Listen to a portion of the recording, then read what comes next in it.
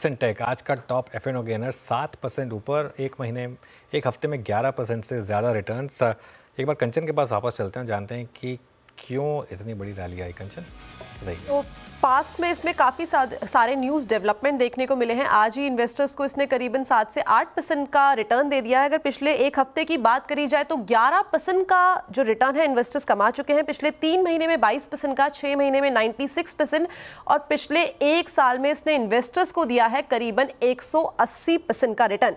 अगर आज की पर्टिकुलरली बात करी जाए तो जिसकी सब्सिडरी कंपनी है फैगेट इलेक्ट्रॉनिक्स, इसने एसस के साथ एक MOU साइन किया है नोटबुक बनाने के लिए।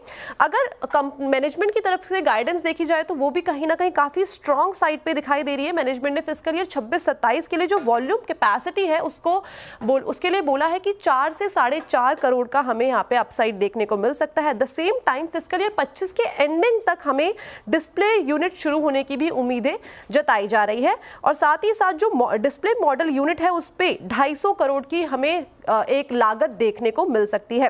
ROC की बात करी जाए तो वो 25% रहने का भी अनुमान जताया गया है। पिछले 5 साल में IT प्रोडक्ट रेफ्रिजरेटर का जो प्रोडक्शन है वो आने वाले 5 साल में IT प्रोडक्ट और रेफ्रिजरेटर का जो प्रोडक्शन है उसमें भी हमें एक अपसाइड आता हुआ दिखाई दे सकता है।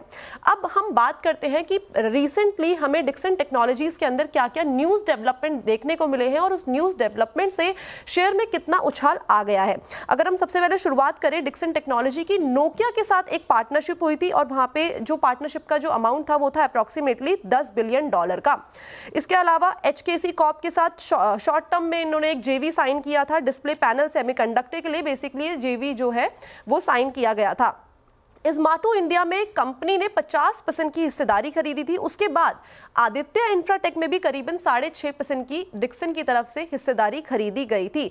यही नहीं बल्कि जो डिक्सन की सब्सिडरी कंपनी है फैगेट इलेक्ट्रॉनिक्स, इसने HP इंडिया के साथ भी एक MOU साइन किया था जो कि इस कंपनी के लिए काफ़ी बड़ी डेवलपमेंट भी साबित हुई थी। साथ ही साथ HP से नोटबुक और डेस्कटॉप के लिए भी एक अग्रीमेंट साइन हुआ था।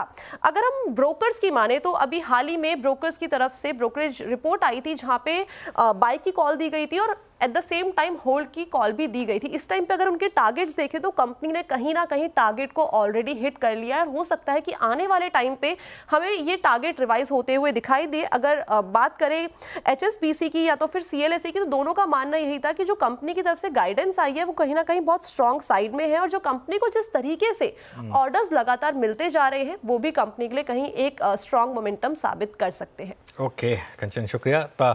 मानस, टेक्निकली कैसा लग रहा है डिक्सन टेक का एक और फ्रेश ब्रेकआउट के बाद?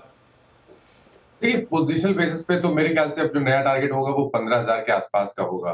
तो अभी भी करंट लेवल्स पे खरीदारी नहीं करनी है, लेकिन अगर कोई डिप मिले तो आई थिंक 13,800 13,900 ये रेंज काफी बढ़िया रेंज है जहां पर आप 13,700 के स्टॉप लॉस से एक पोजीशन ट्रेड ले सकते हैं 15,000 के टारगेट के लिए। डिस्क्लोजर ये है कि अभी कुछ मिनटों पहले मैंने एक शॉर्ट टर्म कॉल डिक्सन पे प्रॉफिट बुक किया है, लेकिन पोजीशन बेसिस पे अभी भी काफी बेहतर लग रहा है। करीब 1,000 पॉइंट की रैली करंट लेवल से देखने को मिल सकती है। ओके, और शरद जी आपका क्या व्यू रहेगा, क्योंकि एक ऐसा स्टॉक एक साल में 3 गुना हो चुका है? काफी बढ़िया रनअप आया है मेरे हिसाब से। इलेक्ट्रॉनिक स्पेस में मैन्युफैक्चरिंग की जो एक्सपेक्टेशन है वो भी काफी स्ट्रांग है, तो वो भी एक रब ऑफ इफेक्ट रह रहा है। बट फिर वही सवाल है कि आप क्या वैल्यूएशन देना चाहेंगे। हो सकता है काफी अपॉर्चुनिटीज हैं जो मल्टीप्लाई होके काफी बड़े प्लेयर बन जाए आने वाले समय में। बट 3 साल फॉरवर्ड में जहां आप 30-35% 40% ग्रोथ एक्सपेक्ट कर रहे हैं उस पर ऑलरेडी स्टॉक 60 टाइम ऊपर चल रहा है, तो मुझे लगता है थोड़ा मुश्किल होगा नया पैसा बनाना। एक वर्टिकल राइज स्टॉक ने देखी है और काफी हद तक जो री रेटिंग है वो हो गई है। अनाउंसमेंट्स काफी पॉजिटिव हैं, बट इन वैल्यूएशंस पे अब यहाँ से बहुत ज्यादा अपसाइड की उम्मीद करना मुझे तो मुश्किल लगता है। बट डिस्क्लेमर, ये स्टॉक तो आपकी एक्सपेक्टेशंस को डिफाई कर सकता है। मेरे लास्ट टारगेट 6,000 के आसपास थे, अभी तो उससे डबल। बट अभी भी मुझ पर मेरा मानना है अगर आप वैल्यूएशन अप्रोच के हिसाब से चल रहे हैं, मोमेंटम सिर्फ फॉलो नहीं कर रहे, तो 60 टाइम्स फॉरवर्ड जहां आप कंपनी में लगभग एक्सपेक्ट कर रहे हैं कि अर्निंग्स बढ़ के 226 हो जाएगी, FY25 में एक मेजर इंप्रूवमेंट होना चाहिए। उसके बाद एक मोरलेस स्टेबल है, तो मुझे लगता है 30-40% की ग्रोथ के लिए आप 40-50 तक का मल्टीपल तो दे सकते हैं, उससे ज्यादा देना थोड़ा मुश्किल है। तो ये वैल्यूएशन पे मेरे हिसाब से अवॉइड ही करना चाहिए। ओके, अभी आपका अवॉइड है, बट